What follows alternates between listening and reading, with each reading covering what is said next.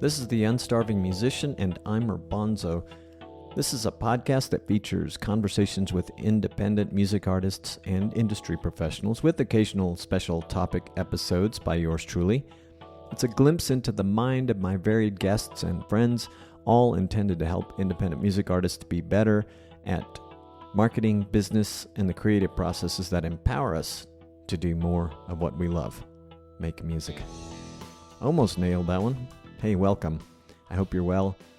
I hope what you're wearing fits well, makes you feel good, and that you're just feeling good regardless of what you're wearing. So 12 days from the U.S. general election as I record this. I'm a little nervous, I gotta tell you. And non-related, the Dallas Cowboys still suck. My apologies to all the diehard fans. I was born in Fort Worth, so forgive me.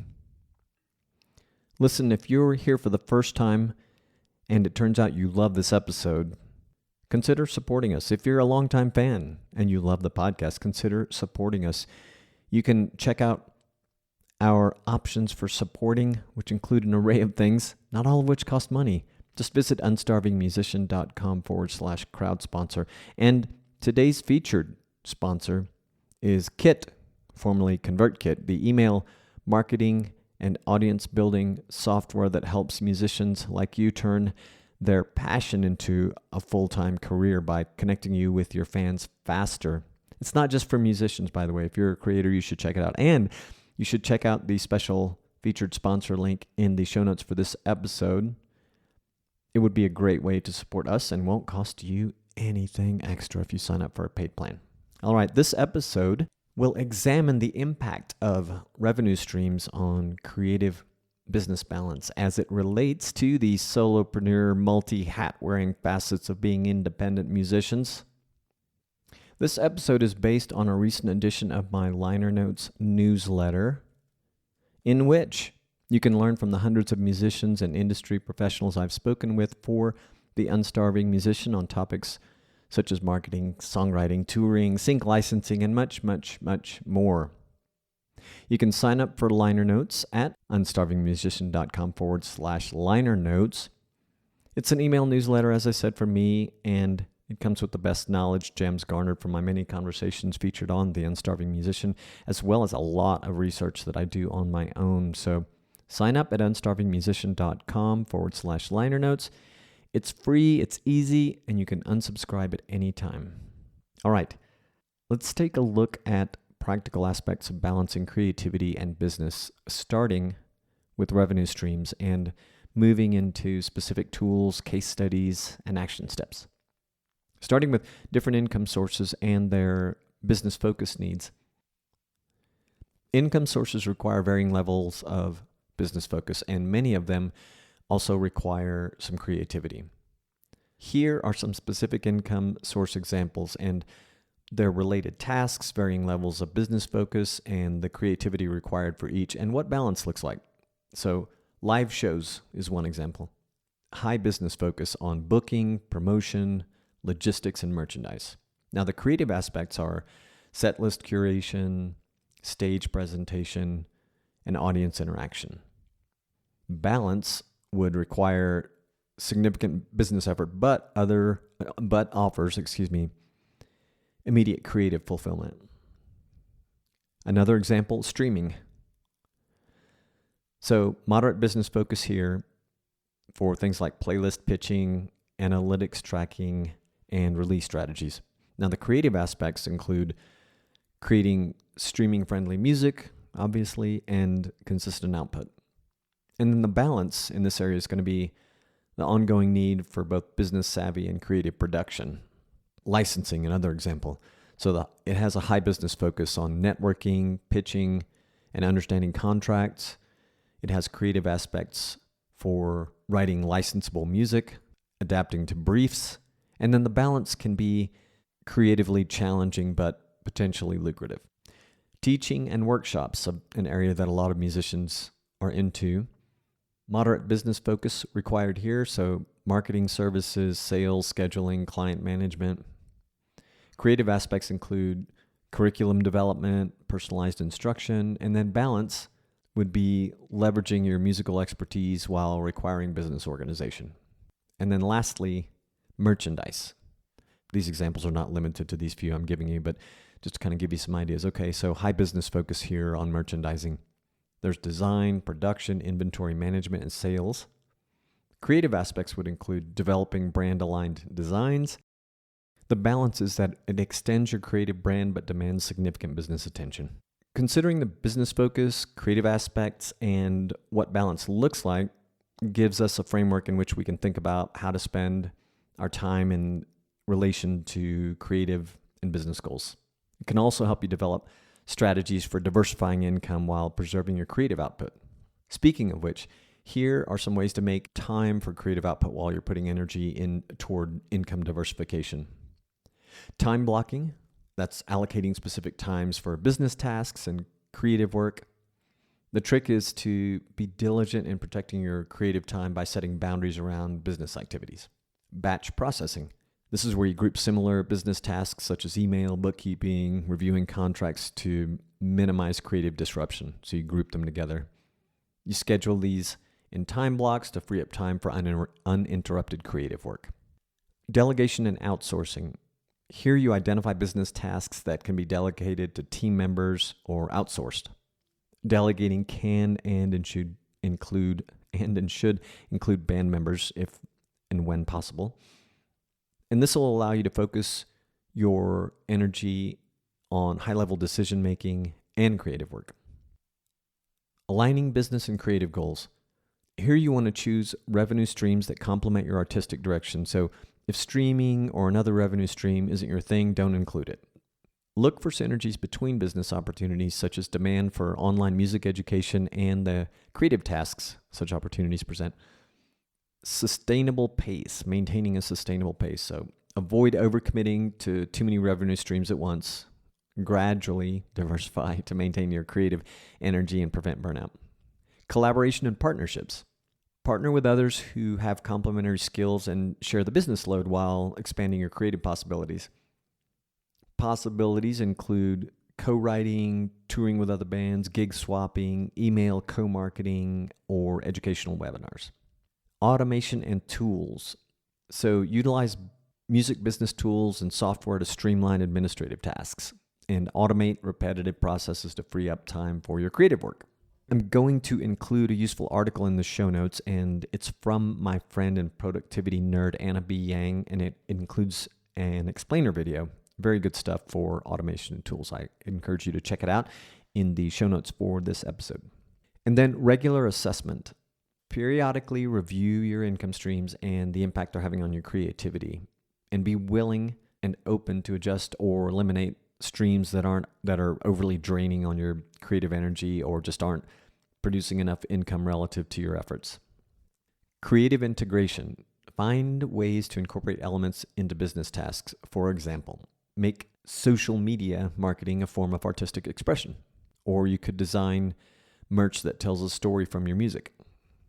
And the last one I will offer you here is education and skill development, which is basically to continuously learn, to become more efficient in business tasks, and work on developing skills that bridge the gap between your creative and business aspects, or the creative and business aspects of your musical pursuits.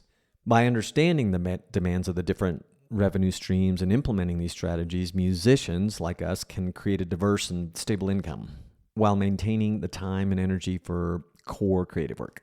And the key is to find a personal balance that sustains your artistic fulfillment and financial stability.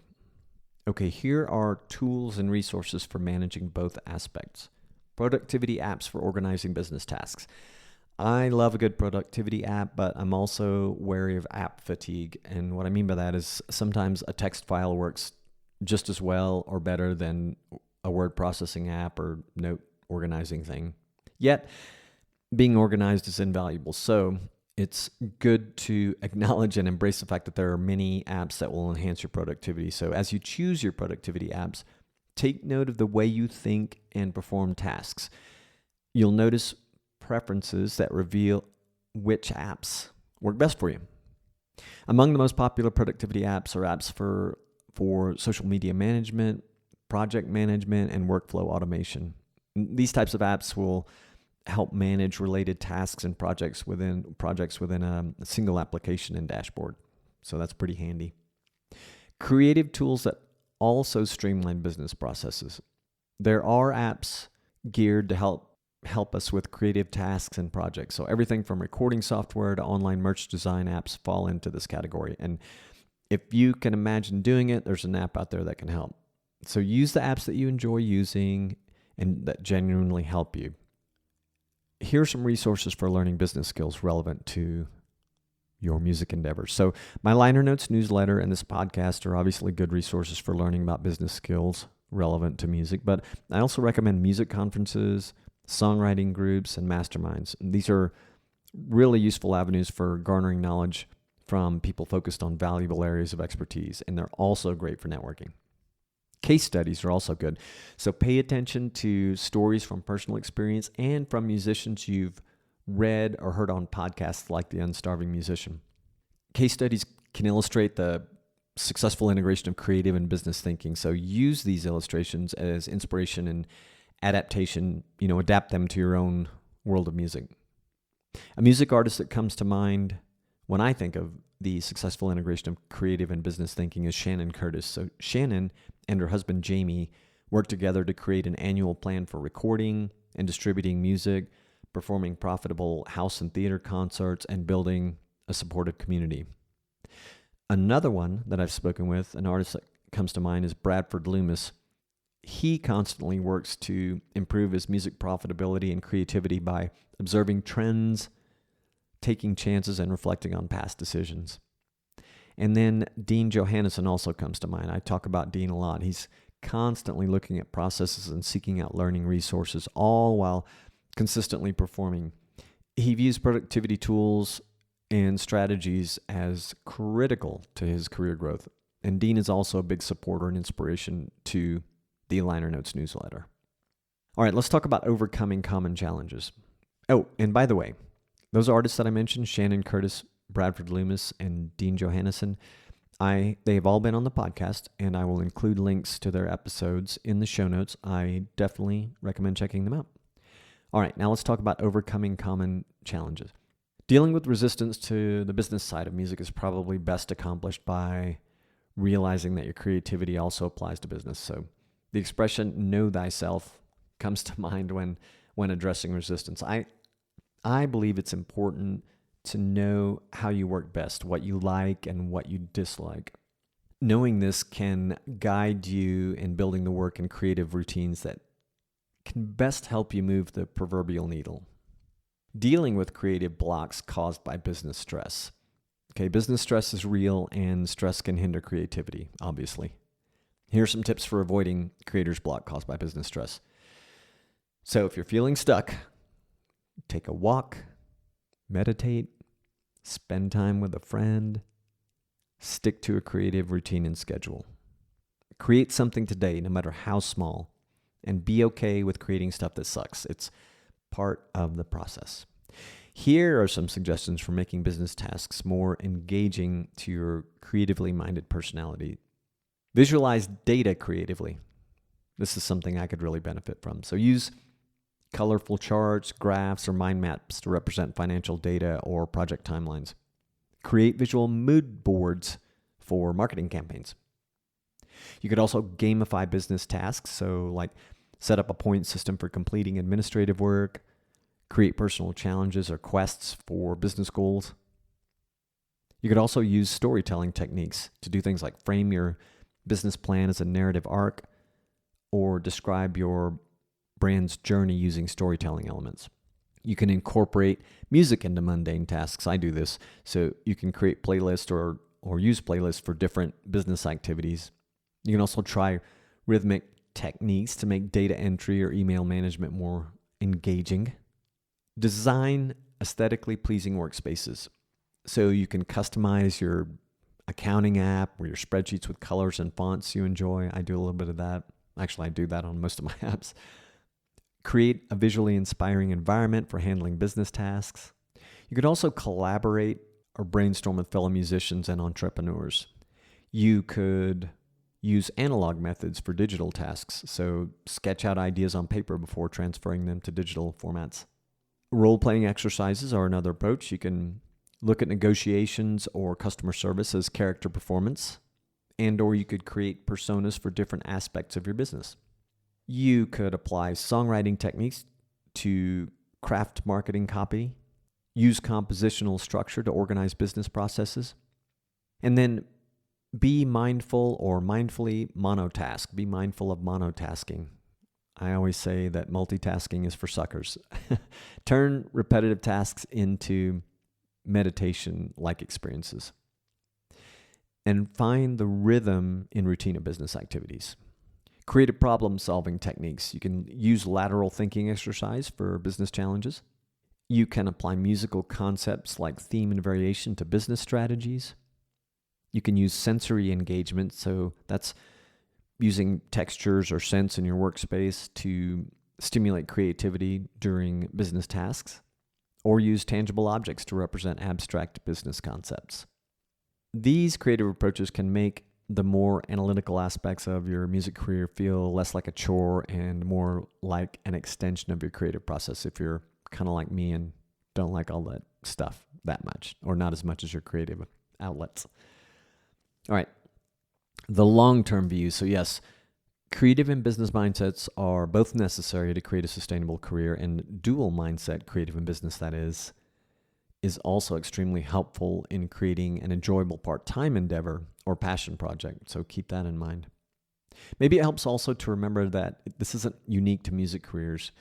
Think of any creatively centric career and you'll find that both mindsets are necessary. And on the other end, even seemingly non-creative fields require both mindsets. So for example, fields like accounting, data analysis, and insurance even require a creative mentality for things like problem solving or innovative solutions. So take comfort, you're not alone. Let's talk about reflection and action steps. So here are ideas that can help you assess your current business mindset. How much time do you spend on creative work versus business tasks in a typical week? When was the last time you truly felt in the flow with your music? Or what about with your business tasks? Are there any business responsibilities you've been avoiding? If yes, why? How often do business concerns interrupt your creative process? In what ways has your business mindset enhanced or hindered your creativity? Are there any skills you need to develop to better manage the creative and business sides of your career? And how aligned are the current revenue streams with your artistic goals?